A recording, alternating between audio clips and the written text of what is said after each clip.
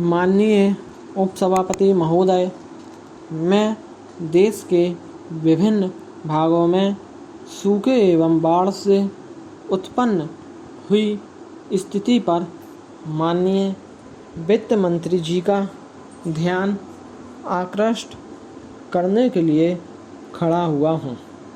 माननीय सदस्य महोदय को इस बात की जानकारी है कि मैंने अपने एक प्रश्न के द्वारा कृषि मंत्री जी से बाढ़ के कारण देश में हुए बेघर लोगों के बारे में जानकारी मांगी थी, लेकिन इस बारे में अभी तक कोई विवरण सदन में प्रस्तुत नहीं किया गया।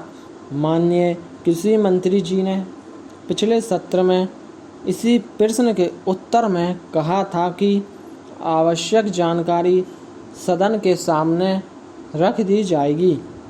क्या मंत्री महोदय यह बताने का कष्ट करेंगे कि यह जानकारी अभी तक सदन में क्यों नहीं रखी गई है? क्या यह सच है कि विभिन्न राज्यों में बाढ़ और सूखे में काफ़ी नुकसान हुआ है, जिससे करोड़ों रुपए का नुकसान हुआ है?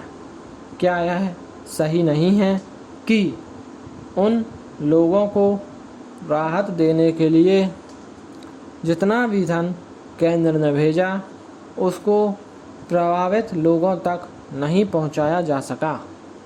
क्या यह सच नहीं है कि अनेक समाज सेवी संस्थाओं ने कुछ ही समय बाद बाढ़ग्रस्त लोगों को बाहर निकालने का काम शुरू कर दिया था? वित्त मंत्री महोदय ने कहा कि केंद्र से पर्याप्त धन व खाद्य सामग्री समय के भीतर पहुंचाई गई है, इसमें कोई संदेह नहीं है, लेकिन माननीय सदस्यों ने जो बातें कही हैं उन्हें ध्यान में रखकर यह कहना भी सही है कि लोगों को काफ़ी कठिनाइयों का सामना करना पड़ रहा है। इसमें कोई संदेह नहीं है कि लोगों ने बहुत हिम्मत और साहस के साथ इस कठिनाई का सामना किया है, लेकिन प्रश्न यह है कि जिसका सब कुछ खो चुका है उसको फिर से बसाने के कार्य में तो उसको सहायता देना सरकार का कर्तव्य है।